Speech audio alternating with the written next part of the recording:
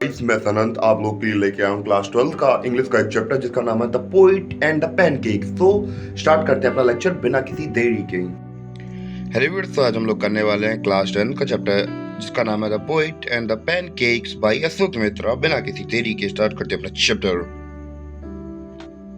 Pancake जो कि एक मेकअप का ब्रांड नेम हुआ करता था,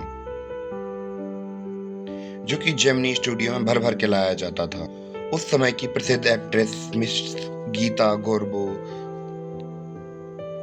गोहार, बैजंती माला, उन लोगों ने इसका इस्तेमाल भर भर के किया होगा। रति देवी के समय तक ये शायद जो ब्रांड नेम है वो शायद खत्म भी हो चुका होगा। जिमनी स्टूडियो का जो मेकअप रूम था वो एक बिल्डिंग की पहले फ्लोर पर था और कहा जाता है कि वहां पर जो रॉबर्ट क्लाइव थे उनका हॉर्स हाउस हुआ करता था वहां पर। और ऐसा भी कहा जाता है कि जो रॉबर्ट क्लाइव थे उनके इंडिया में बहुत सारे घर थे। इंडिया में उन्होंने अलग अलग जगह पे जाने कितने अवार्ड लड़े हुए थे, इस वजह से उनके बहुत सारे घर हुआ करते थे इंडिया में उस समय पर। यहाँ तक कि मदरसे के सेंट जॉर्ज के दुर्ग में एक मदरसा था, एक चर्च था जिसका नाम सेंट मैरी नाम का एक चर्च था, जहाँ पे उन्होंने एक लड़की के साथ शादी भी की थी।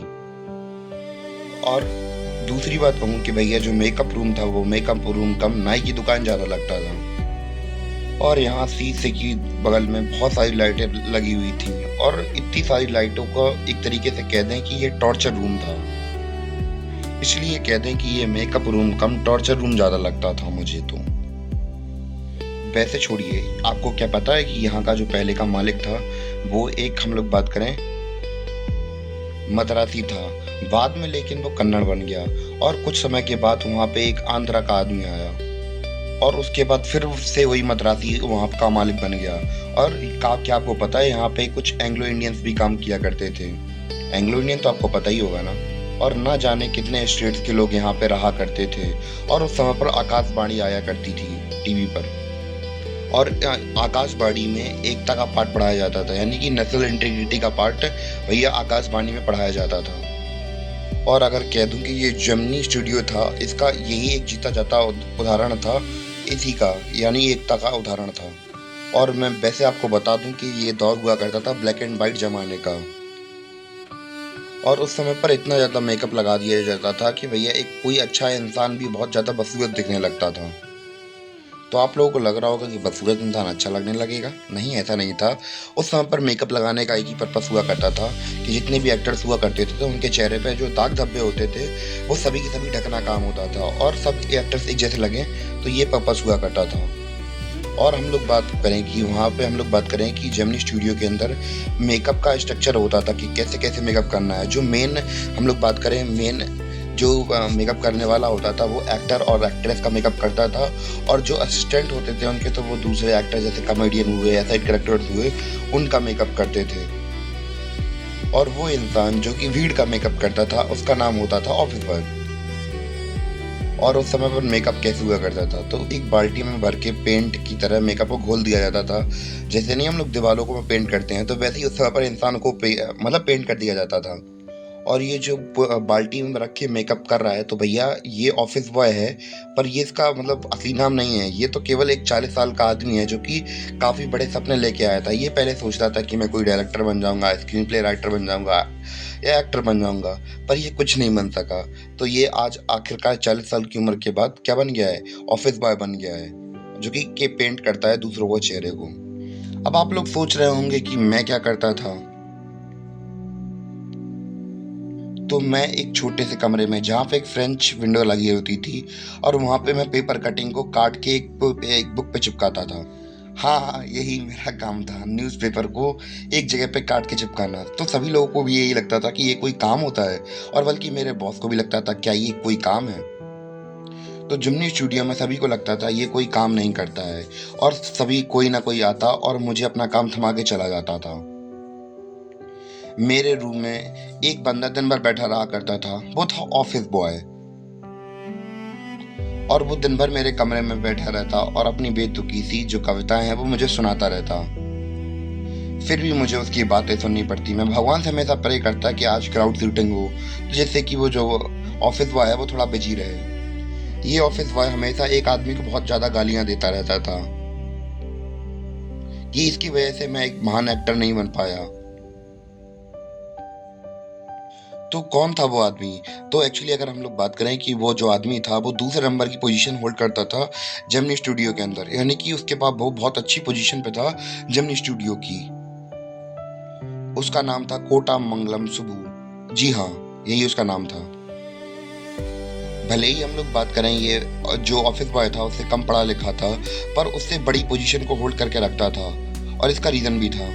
इसका रीज़न था कि वो ब्राह्मण था, और आपको पता ही है कि ब्राह्मण का अगर उस समय पर हम लोग देखें कि कहाँ पे स्टेटस हुआ करता था, तो वही रीज़न था। और उसके होने के साथ साथ वो एक अच्छा एक्टर भी था और एक अच्छा डायरेक्टर भी था, और उसने कई सारी किताबें भी लिखी हुई थी, और उसने बहुत सारी किताबें लिखी, और उनमें से एक मेन किताब थी थिरुमल्लम। मैं इसे प्रोनाउंस नहीं कर पा रहा, थिलाना मोहलम्बन।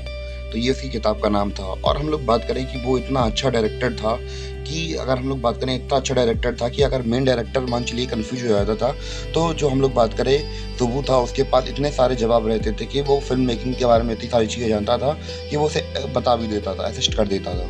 तो इसको हम लोग एक अच्छे एग्जाम्पल से बताते हैं कि वो कितना अच्छा डायरेक्टर था। मान लीजिए एक चूहे और शेर की लड़ाई हो गई, और इसने जो शेर था उसने चूहे को मार दिया। अब भैया जो शेर था उसको चूहे के बच्चों के ऊपर दया आ गई, तो उसे कैसे दिखाना है ये डायरेक्टर को नहीं पता। तो इसमें जो हम लोग बात करें सुब्बू है, तो वो बहुत अच्छी तरीके से डायरेक्शन को, इतने बेकार सीन को भी बहुत अच्छी तरीके से डिस्प्ले कर सकता था या फिर बना सकता था। जब जेमिनी स्टूडियो का गोल्डन समय चल रहा था, उस समय पर जो हम लोग बात करें सुब्बू ही था जो कि उस जगह का हेड था, मतलब मेन आदमी था।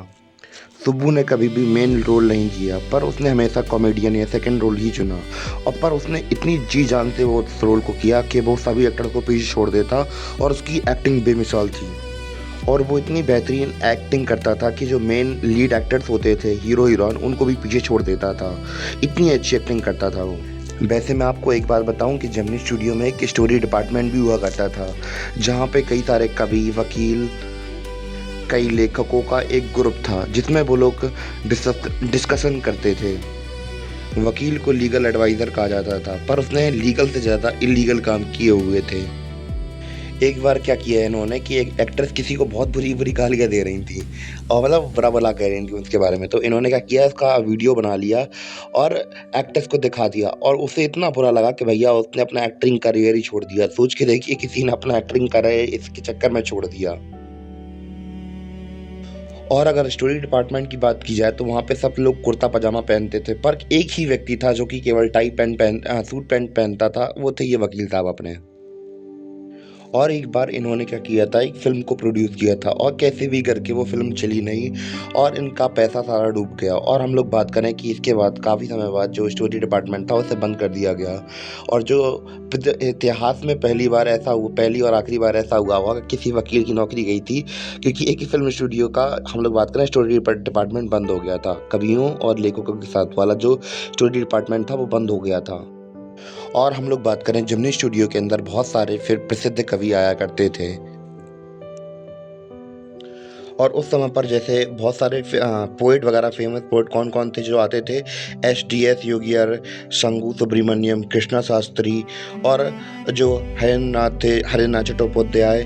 तो ये सभी के सभी ये जो फेमस है, हम लोग बात करें पोएट से, तो वो जेमिनी स्टूडियो में आया करते थे। क्यों आया करते थे? क्योंकि यहाँ का जो खाना हुआ करता था वो बहुत ज़्यादा लजीज हुआ करता था, और यहाँ पे चाय कॉफ़ी भी अच्छी मिलती थी। तो ये कवियों के लिए एक अच्छी जगह थी, जहाँ पे वो लोग आराम से खाना खा सकते थे और साथ मिलकर बातचीत कर सकते थे, और साथ साथ बैठते, चाय पीते, और जो कॉमिक्स था उनका विरोध करते।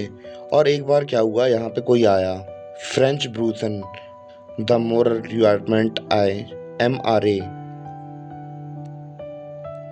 नाम की एक टीम आई, जो कि हम लोग बात करें सर्कस वाले थे, और इसमें 200 लोगों से, मतलब 200 लोग करीब इसमें टीम में थे। ये लोग नाटक के लोग थे।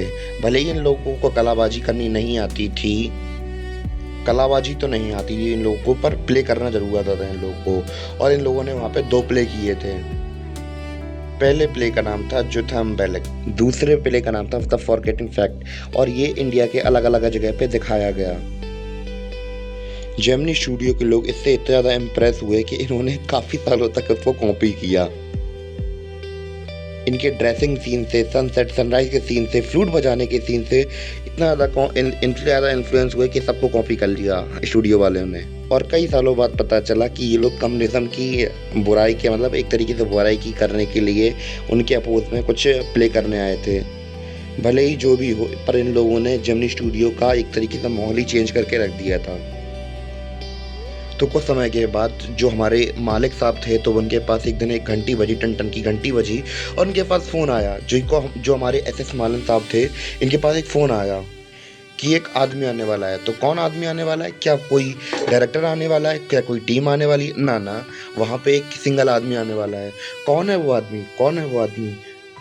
कहा जाता है कि कोई बड़ा आदमी आने वाला है और हमारे बड़े जो साहब हैं वो बहुत ज़्यादा खुश हैं क्योंकि जो आने वाला है वो बहुत बड़ा एक एडिटर है और जो हमारे मालिक हैं वो भी एक एडिटर हैं। तो एक एडिटर को एक नए एडिटर से मिलने में बहुत खुशी होती है।